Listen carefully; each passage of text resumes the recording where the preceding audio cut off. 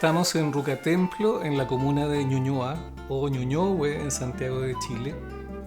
Este lugar de preservación de las tradiciones, encuentro de cultura y muestra de las artes fue creada por Isabel Zuazo en el año 2008 como un lugar de encuentro entre las diversas expresiones del arte, contadores de historia de tradición ancestral y de pueblos originarios, agrupaciones musicales y teatrales que han enriquecido por 12 años el clima cultural de esta comuna. Esta ruca, cuya dirección es www.rucatemplo.cl, actuando como nuestros patrocinadores, nos ha permitido crear este espacio y este programa Conversando desde la Ruca.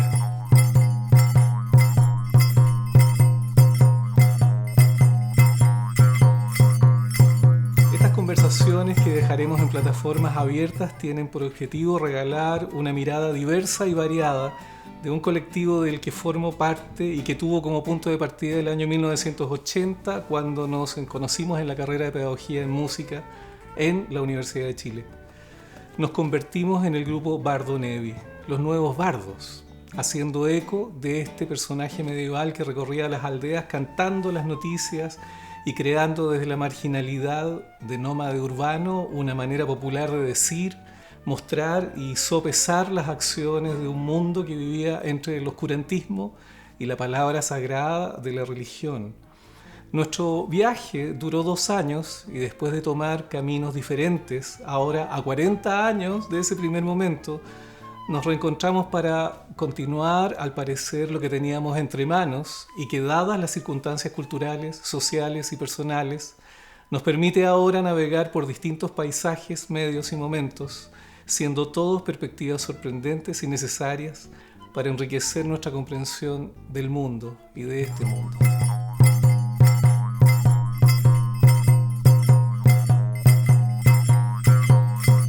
A esta conversación hoy día, en Conversando en la Ruca y desde la Ruca, invitamos justamente a Isabel Zuazo, la creadora de Rucatemplo. Hola Isabel. Hola Pablo. Mira, nosotros estamos haciendo conversaciones en donde invitamos a las personas con las que conversamos a hacer un viaje principalmente para aprender cómo fue que deciden dedicar una vida al arte y a la cultura. Y esto es necesario que lo conversemos ahora porque todavía mucha gente tiene dudas cuando encuentra un espacio, que es un espacio rico de desarrollo, pero tiene la duda de, bueno, pero el arte es algo que realmente valga la pena o tengo que, entre comillas, estar relacionado con cosas que me decidan y me permitan un estatus económico. Entonces, en esa perspectiva, justamente, dado que además actúas como nuestro patrocinador, queríamos saber cómo fue que tú aceptaste esto de entrar en el arte, cómo fue que tú encontraste este espacio tan propio y que te llevó a crear un espacio también tan sorprendentemente propio y único en la comunidad de Ñuñoa, por ejemplo. ¿Cómo fue eso? Parte desde mi niñez en una casa en Juan Enrique Concha, en donde comenzó Casa de la Estera, que fue el inicio de Rucatemplo. Okay. Y ahí había un tercer piso. Ajá. Entonces ahí había un baúl de la abuela con los trajes, los tules. Entonces ese era el espacio de la magia. Yo invitaba de chiquitita a mis amigas y nos íbamos al tercer piso, abríamos el baúl de la abuela y nos colocábamos los trajes y comenzábamos a crear. Eran tardes enteras de creación, teatro, danza, canto. Así que esto viene desde el origen. Y en ese espacio imaginario en donde tú tenías una comunidad, ¿cómo fue que empezaste, entre comillas, a aceptar que ese espacio podía ser un espacio que después iba a convertirse en un trabajo propio, una estructura propia?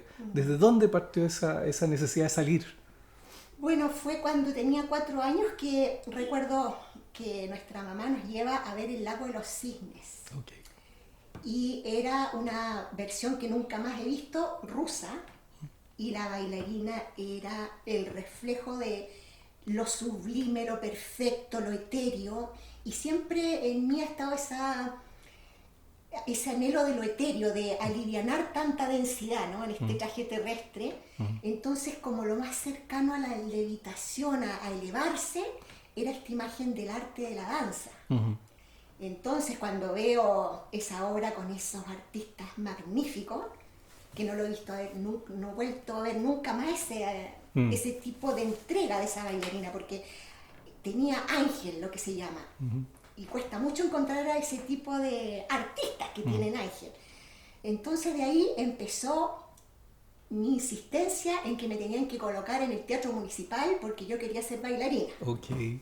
Insistí, hasta que fue tanto que logré entrar al Teatro Municipal y ahí comenzó mi formación como ya profesional en el arte de la danza. Okay. Y esos fueron años, como siempre, en la escuela de ballet del teatro. Claro. Entonces, lo interesante en esto que fue mi inicio en Lago de los Cisnes, con esa historia del brujo que mantiene a las doncellas hipnotizadas. Exactamente. ¿Y quién diría que después con los años yo me iba a vivir esa historia de verdad? ¿Por qué? Porque me encontré con un lugar en plena dictadura que era el brujo dominando a las doncellas. Okay. Pero ahí no llegó el príncipe a liberarlas, nos tuvimos que liberar todas solitas. Perfecto. Pero claro, en todo ese transitar por el Teatro Municipal, la formación hermosa de una maestra muy consagrada, con mucha mística, de saber al fondo de tu cuerpo, que heredó la técnica rusa. Okay. Entonces siempre ha estado la sabiduría de los rusos en mi trayectoria de formación. Y era la única maestra que adquirió la técnica rusa. Okay. Y ella era la que estaba entonces en el Teatro Municipal como maestra principal. Hubo una maestra rusa en los tiempos que del año 70 al 73, pero después ya esa maestra se tuvo que ir de Chile. Claro. Pero quedó esta maestra con todo el legado de esa técnica científica, porque ahí uno ve que el arte también es ciencia. Claro, y hay una disciplina que uno no puede, entre comillas, dejar de lado, digamos. Claro. Así que ahí 5 años. Y bueno, cuando tú vas pasando las etapas, vas perdiendo esa magia. Que de niña yo me ponía esos tules y bailaba con el alma libremente, pero aquí te empiezan, por la técnica, un poco a coartar todo ese espíritu originario. Claro. Y bueno, empieza la etapa de la adolescencia y te empiezas a cuestionar. Claro. Y en ese momento en donde tú, entre comillas, te podrías haber dedicado definitivamente a seguir la carrera de bailarina, ¿qué cuestionamiento o qué cosas son las que empezaron como a no resonar en lo que tú estabas haciendo? Esto ocurrió justo el día que yo tenía que entrar a la compañía. Okay. Ese día yo escucho mi cuerpo, escucho mi verdad más profunda y digo, aquí no soy feliz. Okay. Aquí estoy condenada a bailar el Lago de los Cisnes, Giselle, Coppelia, etcétera, etcétera, pero mi parte creativa va a estar muerta. Voy a ser una escribana de la danza. Y entonces ahí escucho mi verdadera esencia y digo, aquí no puedo seguir. Okay. Así que no me presenté al examen final.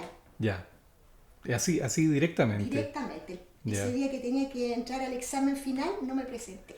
Y entonces, en ese momento, cuando tú ya te diste cuenta que eso no era... Además que uno tiene que entender que las condiciones que habían en ese momento para poder entrar en una estructura tan tremendamente limitada, porque todo el arte estaba en ese momento en cuestionamiento. O sea, no se podía hacer sino lo que era la tradición, no se podía llegar a otros territorios. ¿Dónde encontraste, entre comillas, eso otro que sí alimentaba esa parte que parecía que esta parte no estaba siendo alimentada?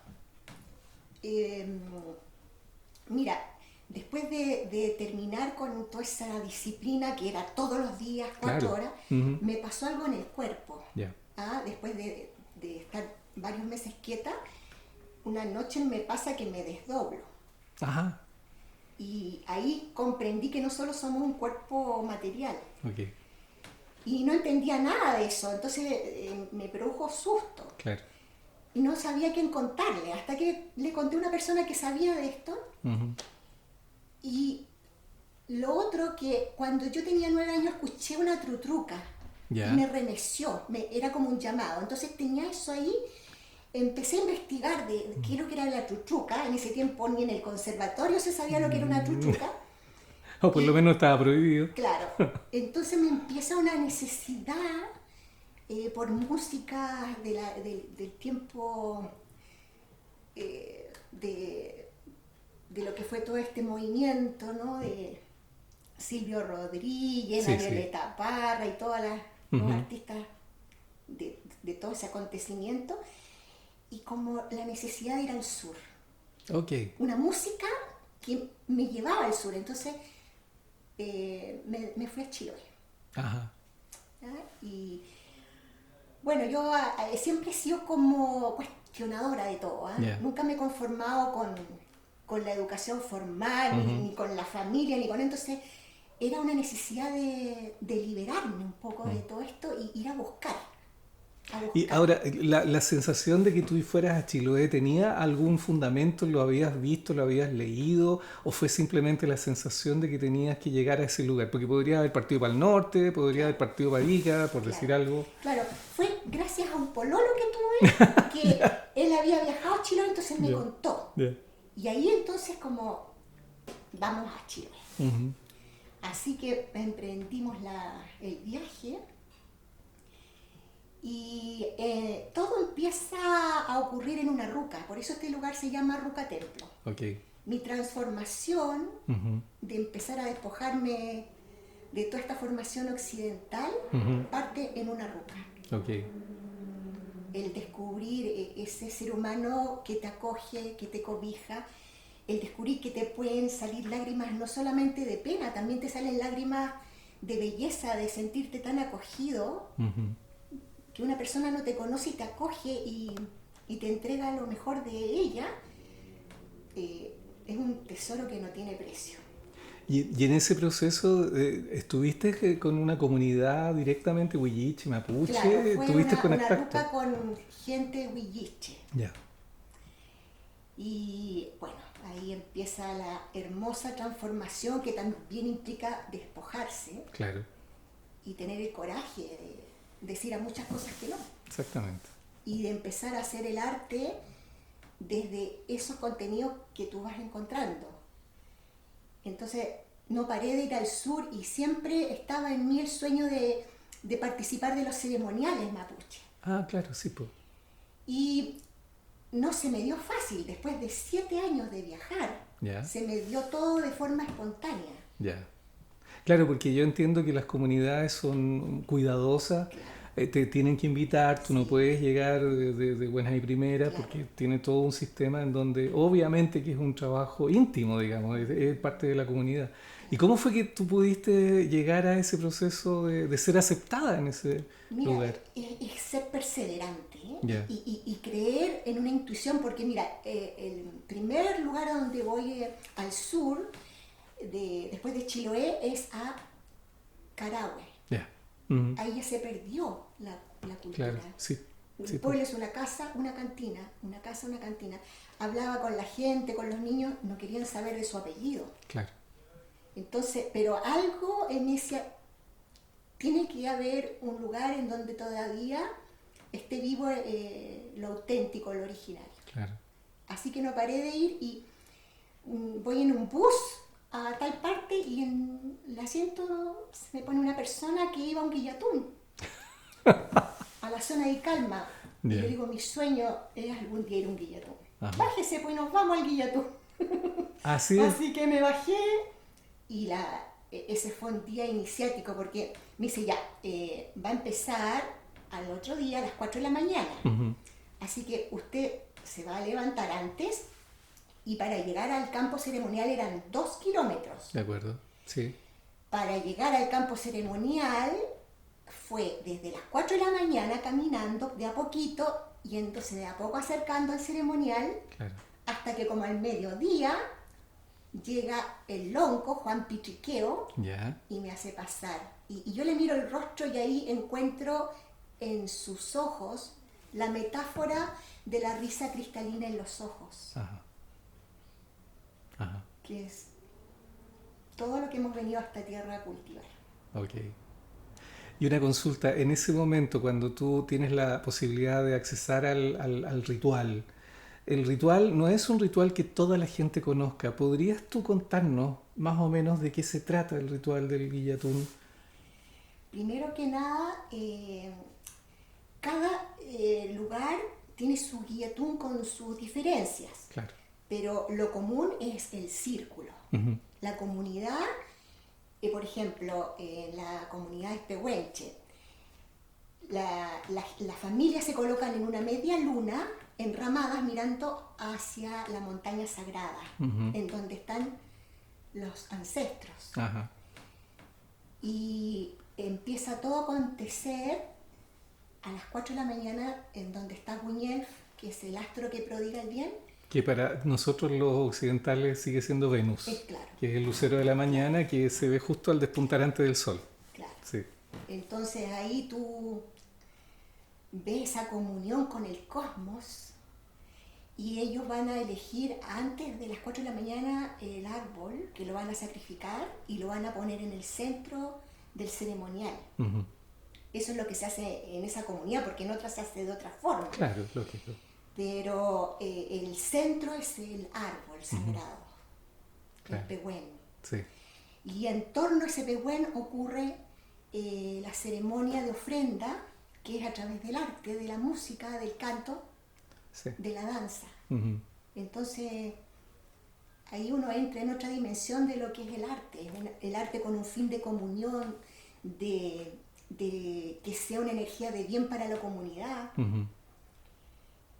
Y eso es lo más hermoso que he podido encontrar en la vida. O sea, ahí están los fundamentos desde donde hacer mi arte. De acuerdo, entonces ahora juguemos en el proceso del descubrimiento cuando tú estabas en el Teatro Municipal y te diste cuenta que no podías seguir en esa fórmula. ¿Qué pasó en ese cambio de cultura? Porque nosotros aquí también preguntamos por eso cuando tú viajas a otro lugar o te encuentras con otro medio y hay un choque cultural. ¿Cómo viviste desde la danza ese choque, esa estructura tan sorprendente? Bueno, el primer paso es despojarse, Okay. quedar en vacío Yeah. y ir a escuchar. Yeah. Por ejemplo, yo tuve que estar 4 años yendo a ese ceremonial para entender el canto, Okay. porque son distintos matices. Entonces, el canto pedal, entenderlo Mm. y entender para qué es lo que produce, cómo ese canto se va a la montaña sagrada, Uh-huh. se conecta con los ancestros y te lo devuelven por debajo de la tierra, y tú sientes cómo los bailarines Uh-huh. están con sus pies entregando esa energía a la tierra, y todo se remece, y empezar a sentir las fuerzas de la naturaleza. Claro. Y que cuando la comunidad en año de sequía se concentra en el rito, en la danza, en el canto, en los símbolos, y llaman al agua, y a la media hora empiezan a llegar las nubes Uh-huh. por detrás de la cordillera, y a la hora está llegando el agua. Claro. El poder de la comunidad con una convicción. Claro. O sea, totalmente todo lo que nosotros hemos perdido desde una perspectiva racionalista, occidental, en donde descreemos que nosotros tenemos una relación con el medio y que podemos actuar, digamos, en comunidad y en comunicación con el sistema natural de donde nosotros somos parte. Lo que pasa es que nosotros nos hemos olvidado que somos parte del universo, somos habitantes del cosmos, digamos. Ya, y eso lo viste. ¿Y viviste lo contrario cuando hay una gran lluvia y se para? También lo vi. También lo y vi. lo más increíble, porque fíjate que en esto uno va aprendiendo de ellos y también de la gente que iba por investigación. Sí, claro. Entonces llega un antropólogo de Inglaterra. Ya. Entonces fíjate que empieza una lluvia tremenda, Uh-huh. tan fuerte que este antropólogo no resistió y se fue a su carpa. Ya. Y se fue a tomar whisky para el frío, pero se perdió de todo el ceremonial para que dejara de llover. Wow.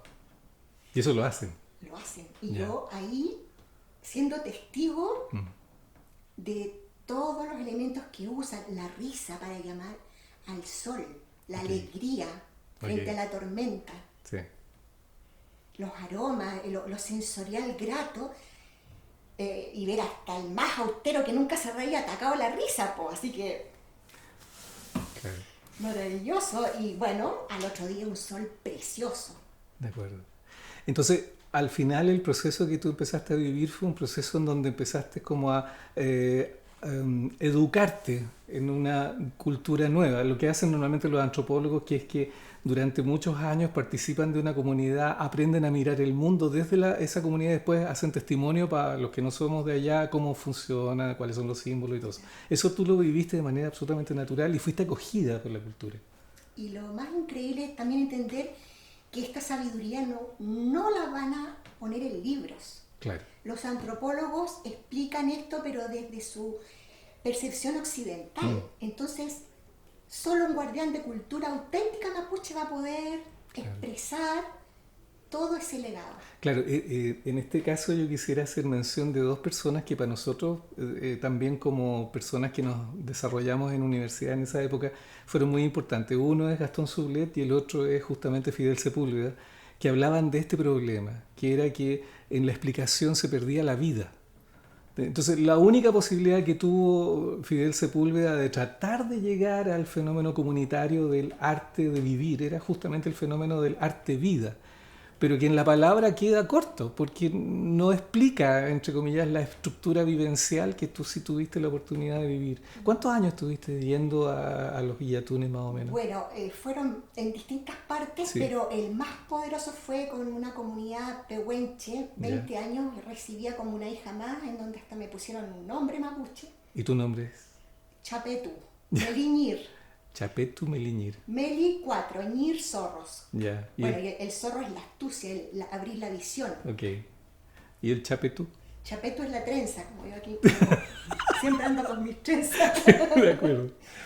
Así que 20 años. Ya.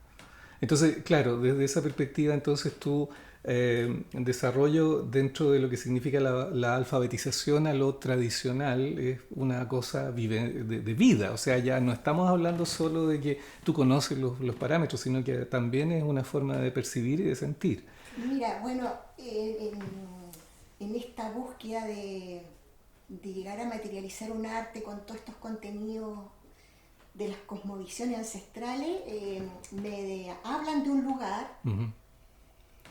Y justamente ahí es donde daba clases Gastón. Claro. Yo no lo conocí mucho directamente, pero ahí me acuerdo que había una sala en donde estaba el símbolo del Cultrún y ahí él daba algunas charlas. Ajá. Y bueno, en ese lugar me tocó ir a develar la fuerte realidad que está escondida, ¿eh? De gente que pregona grandes y nobles causas, ideales. Claro. Y bueno, ahí me viví el capítulo del Lago de los Cisnes. Okay. El verídico, ¿eh? Sí, de acuerdo. El brujo que embauca a las doncellas. De acuerdo. Y todo esto se me fue develando en sueños, fíjate. Ah, ok.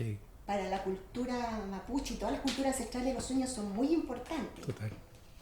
Y a través de los sueños se me fueron develando las realidades de las personas que vivían ahí, yeah. De lo que era este personaje, yeah. Que el gran embaucador. Yeah. Mira qué increíble. El uso de lo esotérico, y ahí estaba la digitopuntura, el tai chi, el yoga, cosas maravillosas. Maravillosas que son, claro, sanadoras en muchos aspectos, claro. Pero mal usadas. Mira qué increíble. Ahí entonces también hubo una misión, porque yo me empiezo a dar cuenta a través de los sueños. Uh-huh. Sueño con una de las personas que estaba totalmente absorbida. Yeah. Yo sueño que era ella y que me estaba suicidando. Okay. Y le cuento el otro día a esta persona y ella me dice, yo eso lo hice de verdad. Entonces me empieza a contar su historia y ahí se empezó a destapar la olla de todo esto. Y yo digo, de aquí no me voy hasta que se liberen. De acuerdo.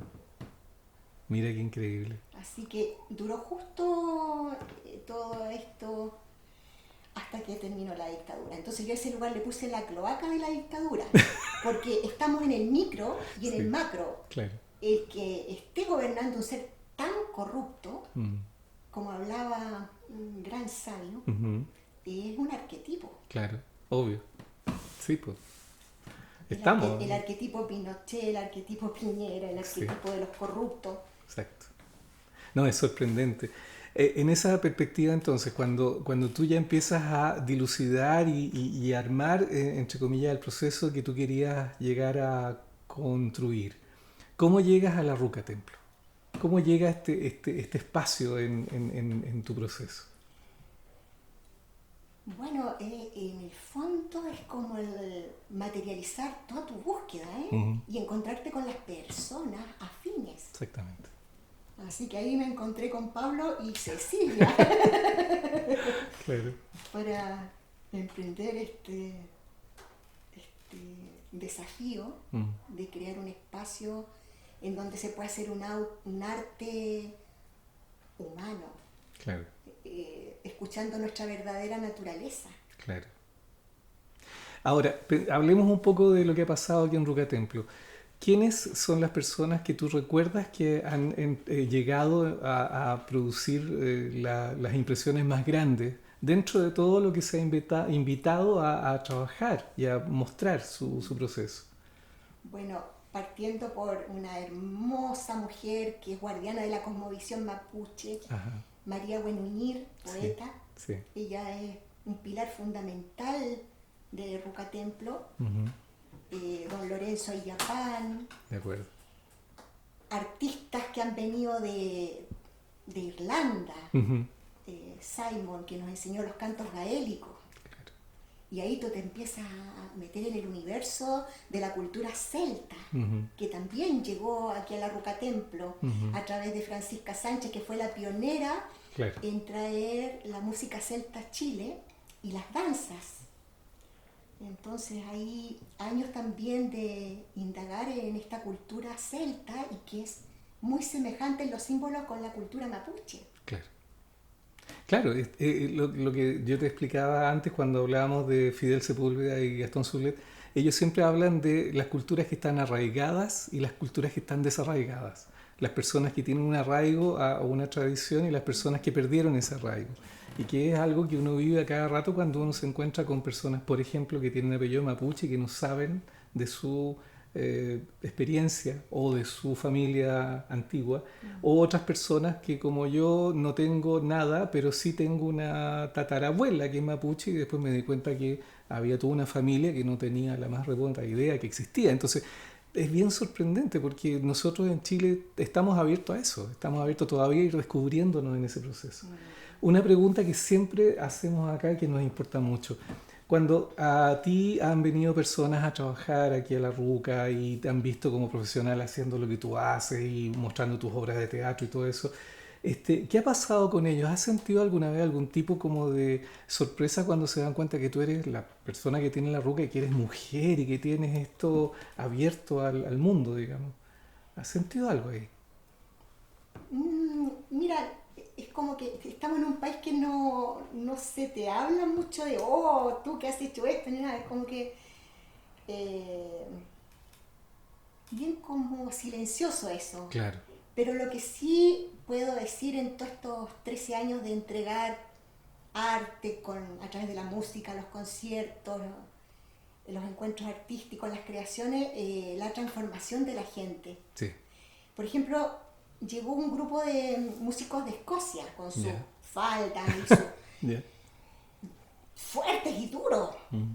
Pero fíjate que el más duro termina el encuentro artístico y me abraza.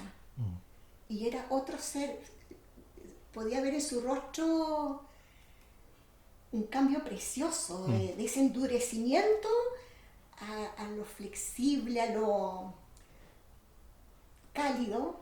Y entonces eso me ha tocado verlo mucho. Okay. Quizás la gente no expresa en palabras, pero se ve un cambio al entrar a una ruca, porque la ruca es eso, un espacio que te cobija, que te nutre, que te hace sentir bien, claro. Un espacio para que florezca tu verdadera esencia, sin máscara.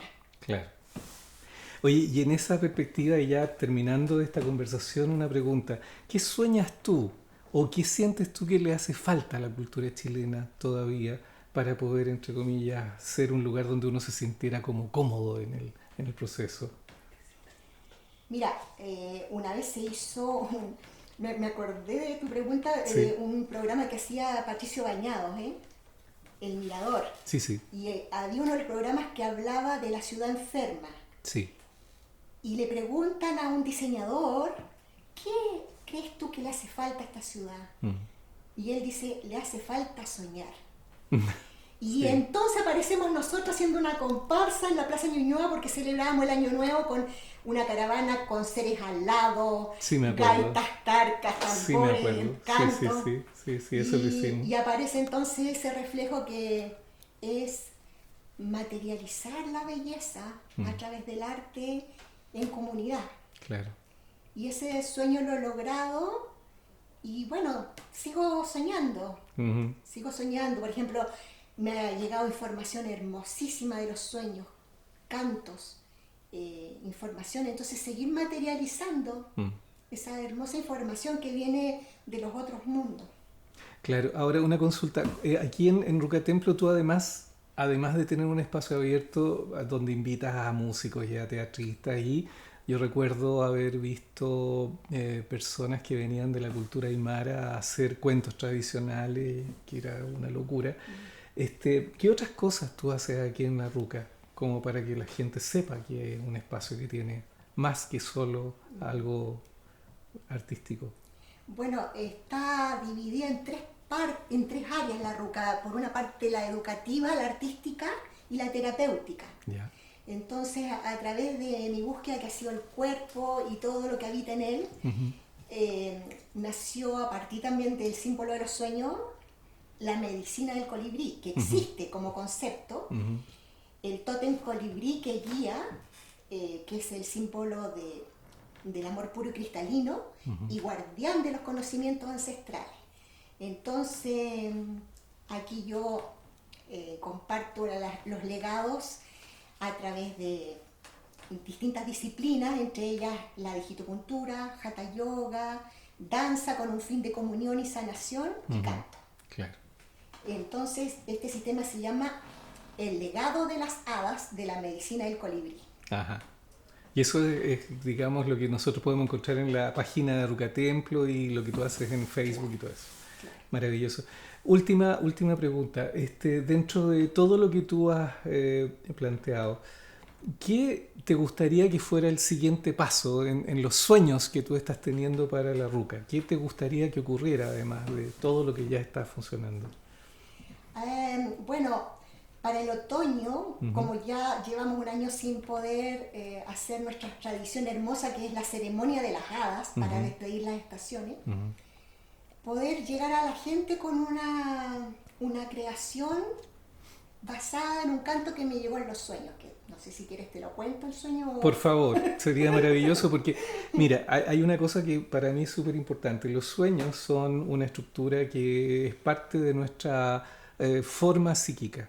El problema está en que no se le da real valor a esa otra parte de nuestra vida. Y es una vida muy importante. Todas las culturas tradicionales se enfocan en los sueños porque ahí hay una parte que habla de ti y habla en primera persona, pero de una perspectiva no racional. Por lo tanto, los sueños son tú, pero desde otra perspectiva. Y eso ya está absolutamente reconocido por la psicología tradicional de hace por lo menos 150 años, 200 años. Pero eso no se aplica. La gente no cree en los sueños. No cree que los sueños tengan algo importante. Entonces sería súper bonito que tú nos contaras qué hiciste para poder decodificar ese sueño y decir, esto es.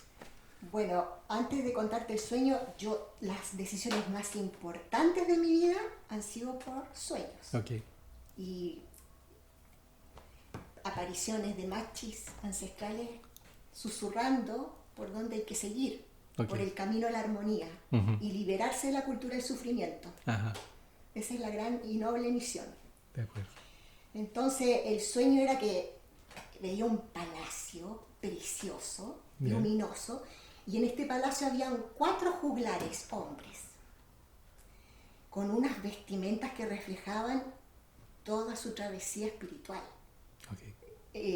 con unos instrumentos, pero tallados, llenos de símbolos, con tu lenguaje.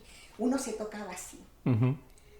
Entonces empiezan a tocar la música y el que tenía este instrumento así empieza en el momento a hacer su canto, pero improvisado. Ya. Ujú. Y entonces el canto dice, hay amores que vienen de otros mundos Mira. y nosotros brillamos como estrellas.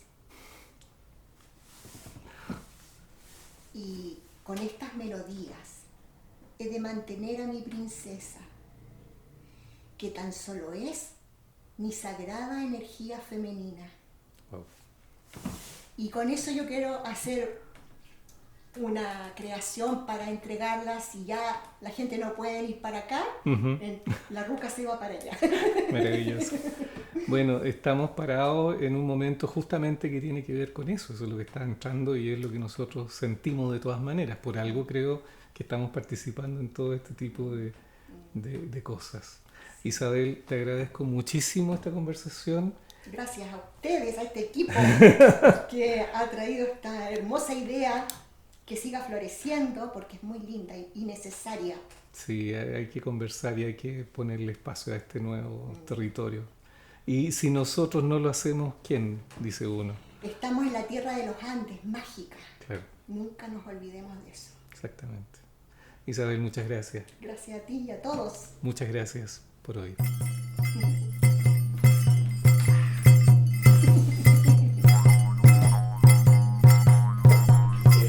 ¡Bravo! ¡Qué bonito!